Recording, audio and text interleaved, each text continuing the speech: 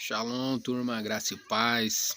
Chegando para mais um vídeo no canal aí, beleza? Já deixa seu like, se inscreve no canal, comenta bastante, compartilha. Beleza, pessoal? E seguinte, pessoal, tô devendo um vídeo aí, né, a respeito da graça e da lei, né? Fiquei um tempo sem poder gravar aí, mas consegui aqui, a gente vai ter deixando esse conteúdo para vocês aí, mas já deixa o like, se inscreve aí. E vamos lá, né? Sem mais delongas, sem mais enrolação.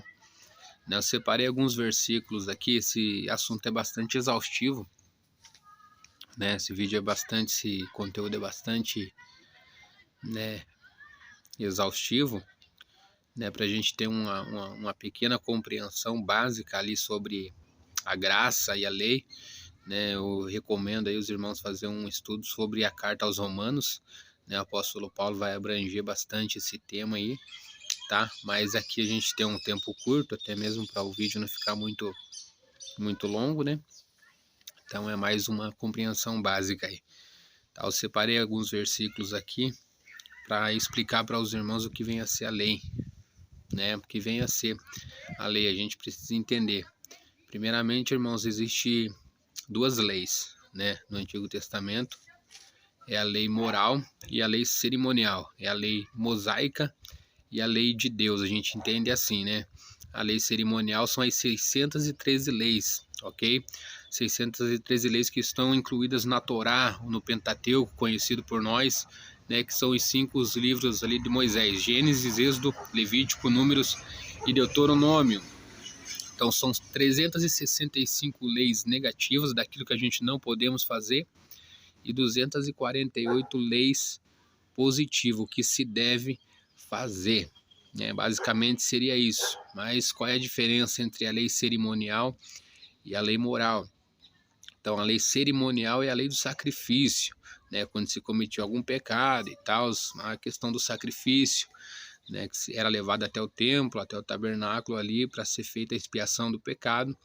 Enfim, toda a remissão de pecado era por derramamento de sangue no Antigo Testamento, né? Como nós já sabemos. Mas a lei, irmãos, ela não tinha o poder, né, de nos purificar do pecado, se eu posso assim dizer, né? A lei é uma espécie de raio-x que aponta ao pecado, né? Mas ela não é o bisturi que vem a extrair o pecado, né? Ela que vai ser o acusador ali, né? Que vai dar o diagnóstico, mas ela não tem o poder de nos libertar do pecado. Isso vai ficar com a parte da graça, né? Como esse vídeo é sobre lei e graça, né? Está escrito em Romanos: nenhuma condenação há para aqueles que estão em Cristo Jesus, que não andam segundo a carne, mas segundo ao Espírito. Então, o poder de nos libertar do pecado é a graça, né? Que vai acontecer através de Cristo, né? Eu separei alguns versículos aqui. Vou estar lendo para os irmãos. O primeiro versículo, Romanos 3:20. Pela lei vem o pleno conhecimento do pecado, né, irmãos? Romanos 3:20.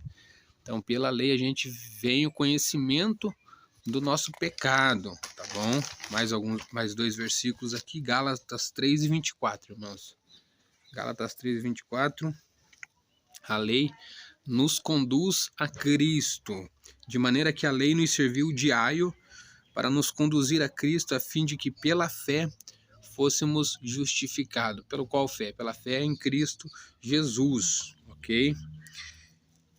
Acho que esses 2 versículos já é suficiente já ali para a gente entender um pouco sobre a lei, né? Como eu já disse, se for para a gente fazer um estudo extensivo aqui vai demorar muito tempo, né? Então é mais para a gente ter uma noção básica. Então a lei, ela servia de um indicativo do pecado, né, irmãos?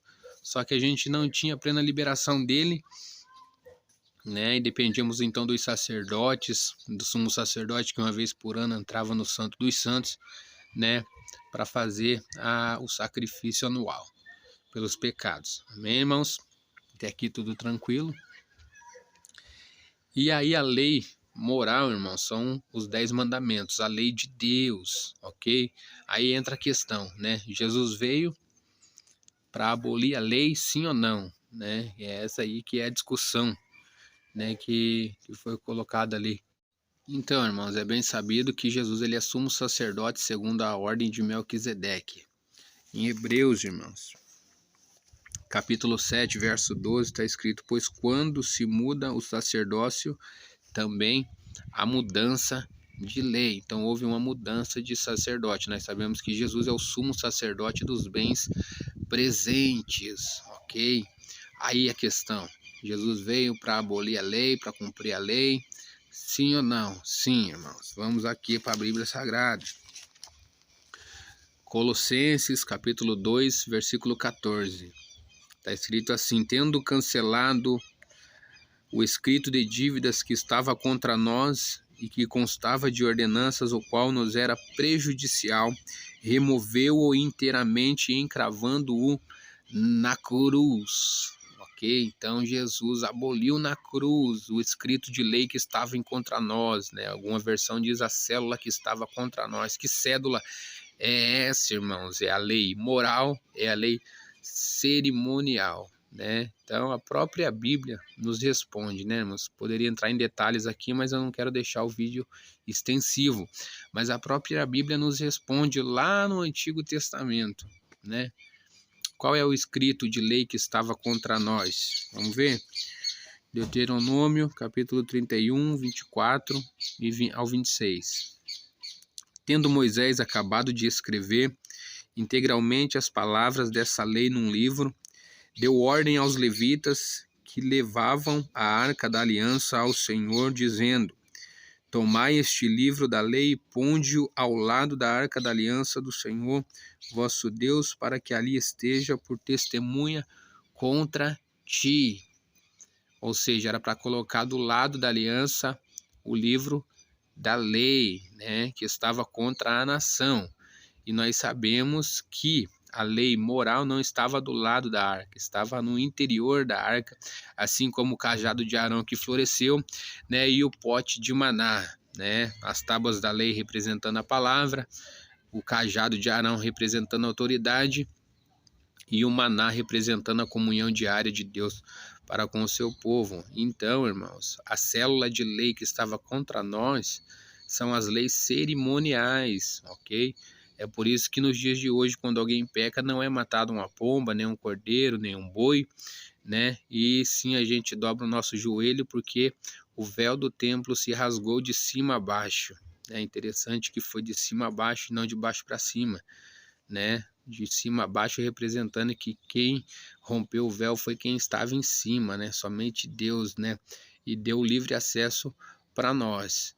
Amém, irmãos? Então é essa lei que foi levada, amém? E aí alguém começa a usar esses tipos de texto, né? Aqui que entra a polêmica, eu acho que foi questionado. Alguém usa isso como bengala para pecar, irmãos. A graça não é bengala para ninguém pecar, não é liberação para ninguém pecar. Muito pelo contrário, né? A lei vai dizer assim, né? Amar o seu próximo como a ti mesmo. Só que amar o próximo é fácil. Quem é o próximo, né, irmãos? Próximo é quem está perto da gente, a nossa família, as pessoas que fazem bem para nós, né? Aí Jesus fala o quê? Se o teu inimigo ferir a tua face, oferece a outra, né? A graça que Jesus trouxe, ele não foi liberação para pecar, muito pelo contrário, irmãos. Ele veio nos dar força, empoderamento para vencer o pecado, né? Como que eu posso resumir esse vídeo? A lei é um indicativo do pecado, é o diagnóstico do pecado e a graça. A graça é o poder de Deus em nós para a gente vencer o pecado. Por isso que Jesus se destituiu da sua divindade, se destituiu, né, da sua forma divina, né, e veio entre nós e se fez carne, né, e sendo achado em forma de homem permaneceu fiel, né. Ele veio para mostrar que tem como sim viver nessa terra e ainda assim ser fiel a Deus, né. Eu espero que esse vídeo tenha sido bem explicativo e seja de alguma valia para os irmãos. Amém? Deus abençoe em nome de Jesus Cristo, né? Deixa seu like, se inscreve no canal aí e nos ajude. Um abraço, Deus abençoe.